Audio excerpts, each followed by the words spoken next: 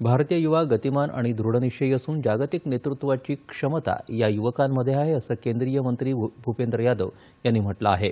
मुंबईत नरसी मुंजी व्यवस्थापन संस्थेत विकसित भारतासाठी युवा शक्ती या कार्यक्रमाचं उद्घाटन त्यांच्या हस्ते आज झालं, त्यावेळी ते बोलत होते। युवा वर्गानं हरित आणि शाश्वत भविष्यासाठी काम करावं असं आवाहन त्यांनी केलं। यासाठी वृक्षारोपण, स्वच्छता अभियान अशा उपक्रमांचं आयोजन करण्याचा सल्ला त्यांनी दिला।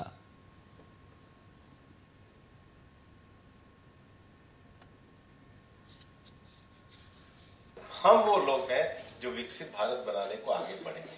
हम वो लोग हैं जो फ्यूचर में इस पॉलिसी सेक्टर में, रिफॉर्म सेक्टर में, इकोनॉमी के सेक्टर में, इंफ्रास्ट्रक्चर के सेक्टर में, पॉवर्टी को दूर करने के सेक्टर में आगे बढ़ने की बात करेंगे। इसलिए नीचे जो पहुंच रहा है उसको और तेजी से पहुंचाए, हमारी जिम्मेदारी है।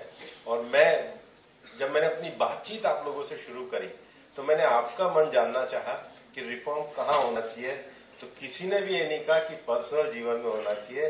आप लोगों ने वही पॉइंट दिए जो देश में रिफॉर्म कहाँ पे होना चाहिए। आप लोग ये कर सकते हो, ये मैंने आज बातचीत के बाद आपसे जाना है।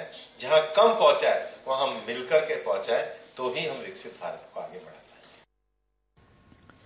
भूपेंद्र यादव आणि 10 कर्तृत्ववान महिलांच्या हस्ते एक पेड़ मां के नाम उपक्रमाअंतर्गत वृक्षारोपण करून या कार्यक्रमाचा शुभारंभ झाला।